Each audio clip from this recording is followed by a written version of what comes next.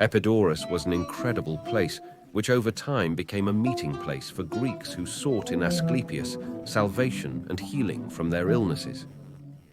Each building had its own functionality and importance, beginning with perhaps the best known, the theatre, which had excellent acoustics and still attracts spectators from all over the world. A complex and perfect construction, despite its many peculiarities that still make it a model for theatres in search of perfect acoustics. The Asclepieion was a stupendous temple where the Asclepias of the festivals in honor of the god were celebrated, as in all other Asclepius times.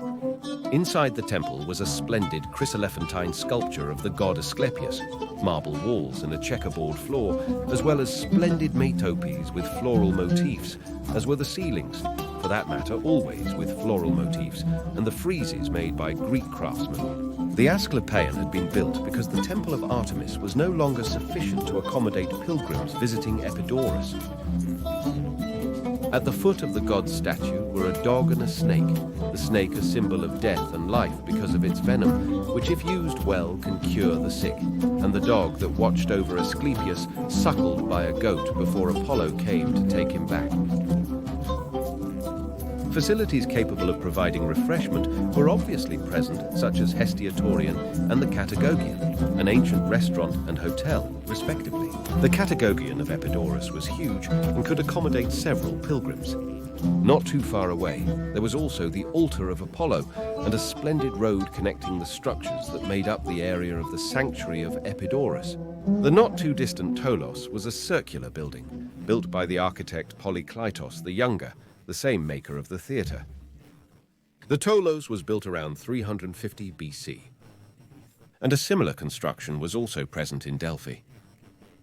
The Abaton was a kind of hospital in which the sick found lodging and hospitality, and here they probably also received surgical treatment, and it was the place of dreams in which the god Asclepius was supposed to appear in a dream to the sick person, who would get the suggestion from the god about the cure to be put into practice in order to be cured. This procedure, in which the sick person was put to sleep, was called incubation, and in the relief placed here next to the Abaton, we see Hippocrates, probably a great physician of antiquity, practicing incubation on a sick person. The Abaton was a splendid Ionic arcade on the 2 floors, one of the finest Ionic buildings in Greek art.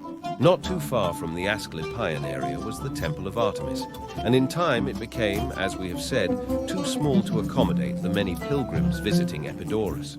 Artemis, in addition to kinship with Apollo and Asclepius, was also juxtaposed with meanings related to healing, specifically Artemis Orthia, Artemis the healer. The stadium at Epidaurus, another genuine jewel of the place, was connected directly to a large gymnasium by an opening under the bleachers, and had bleachers on the long sides that did not entirely cover the sides, and 5 pillars inside the ground where they competed, near which the athletes departed during competitions. Various competitions were held in this stadium, and the Epidaurus Games attracted people from all over the Hellenic world.